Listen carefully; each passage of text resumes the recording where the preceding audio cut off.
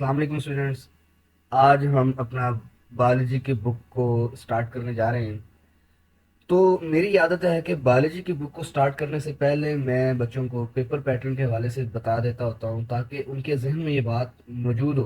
उन्हें पता हो कि उन्होंने अपनी बुक को किस किस एंगल से स्टडी करना है और किस किस पर्सपेक्टिव के हवाले से उन्होंने अपनी बुक को देखना है। तो अगर हम अपनी बायोलॉजी की बुक की बात करते हैं तो सबसे पहले मैं इसके कंटेंट्स के बारे में बात करना चाहूँगा। इस बुक के अंदर हमारे पास टोटल 9 चैप्टर्स हैं, जिनमें सबसे पहला चैप्टर है इंट्रोडक्शन टू बायोलॉजी। यानी कि नाम से जाहिर हो रहा है कि हम इसके अंदर बायो के इंट्रोडक्शन के बारे में बात करेंगे कि बायो क्या होती है, बायो के अंदर हम किस किस चीज़ की बात करते हैं, बायोलॉजी के साथ और कौन कौन सी चीज़ें रिलेटेड हैं। तो ये चैप्टर जब हम स्टार्ट करेंगे तो फिर मजीद आपको बड़ी डिटेल से समझ आएगा। फिर है हमारे पास chapter number 2। Chapter number 2, solving a biological problem. ये क्या होता है, इसके अंदर क्या बात होती है, ये जब हम चैप्टर पढ़ेंगे, बिल्कुल एक छोटा सा चैप्टर है। तो इसके अंदर बहुत अच्छी तरह आपको समझ आ जाएगा कि एक बायोलॉजिकल प्रॉब्लम क्या होती है और फिर उसे सॉल्व कैसे किया जाता है। फिर chapter number 3, biodiversity. Diversity means variety और बायो मीन्स लाइफ। तो इस दुनिया पर जहाँ जहाँ जितने जानदार मौजूद हैं, जितनी वैरायटी हमारे पास जानदारों की है, उनकी स्टडी के हवाले से इस चैप्टर में हम बात करेंगे।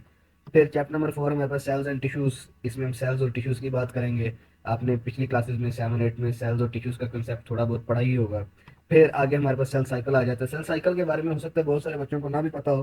सेल साइकिल में हमने बेसिकली बात करनी होती है कि सेल्स डिवाइड कैसे होते हैं, पुराने सेल्स खत्म होकर नए सेल्स कैसे बनते हैं, तो ये क्या होता है, इसमें क्या क्या चीज़ होती है, वो हम इस चैप्टर के दौरान अच्छी तरह से स्टडी करेंगे।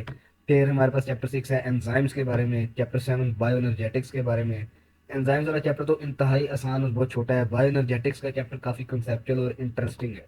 फिर चैप्टर नंबर 8 है न्यूट्रिशन। और चैप्टर नंबर 9 ट्रांसपोर्ट के हवाले से है कि हमारी बॉडी के अंदर कोई भी मटेरियल जो है वो ट्रांसपोर्ट कैसे होता है।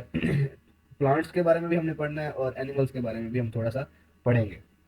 तो ये हमारी बुक के अंदर ये 9 चैप्टर्स हमें दिए गए हैं और इनके इनके अंदर हमने अपना पूरा सिलेबस जो है बायोलॉजी का उसको कवर करना है और हमने देखना है। ठीक है।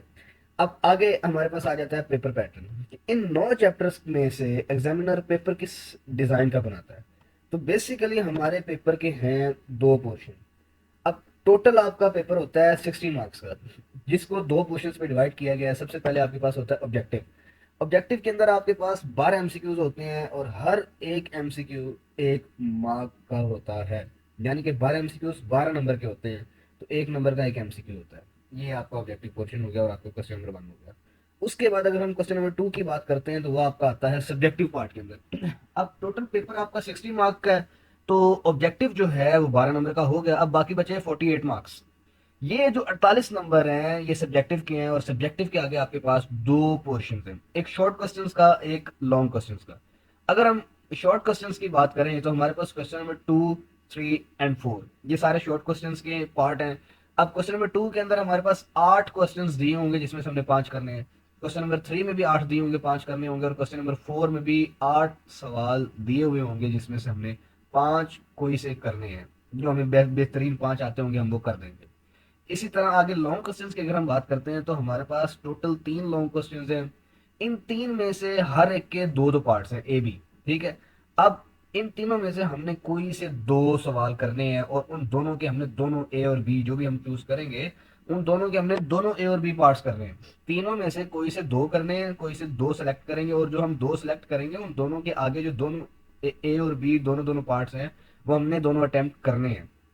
तो ये हमारा जो है पूरा 60 नंबर के पेपर की डिवीजन है। ये जो 60 नंबर का पेपर है ये बना कि कैसा होता है, जिसमें हमारे पास 12 एमसीक्यूज है, हर एक एमसीक्यू 1 नंबर का है, तो ये 12 मार्क्स के एमसीक्यूज हो गए। फिर 48 नंबर के हमारे पास जो है वो थ्योरी के क्वेश्चन हैं, जिनमें से हमारे पास 8 8 16 और 8 24, तो ये 24 सवाल हैं टोटल कुल शॉर्ट क्वेश्चन, जिसमें से हमने सिर्फ 15 शॉर्ट क्वेश्चन करने हैं। अब ये 15 मतलब कि 8 में से 5, फिर 8 में से 5 और फिर 8 में से 5 सवाल हमने करने हैं। और लास्ट पर हमारे पास 3 लॉन्ग क्वेश्चन है जिनमें से हमने कोई से भी 2 लॉन्ग क्वेश्चंस को अटेम्प्ट करना है और उन दोनों के आगे दोनों ए और बी पार्ट्स को अटेम्प्ट करना है। तो ये हमारे पास जो है बायो की बुक का इस तरह का हमें बोर्ड में पेपर आएगा। साथ ही आपके ये जो मैंने कंटेंट्स लिख दिए हैं अपनी बुक में चेक कर सकते हैं। ये हमारे 9 चैप्टर्स हैं। तो इसके अलावा इससे रिलेटेड पेपर पैटर्न के हवाले से या पेपर के हवाले से कोई क्वेश्चन हो तो आप मुझे कमेंट कर सकते हैं। अपना ख्याल रखें। अल्लाह हाफिज़।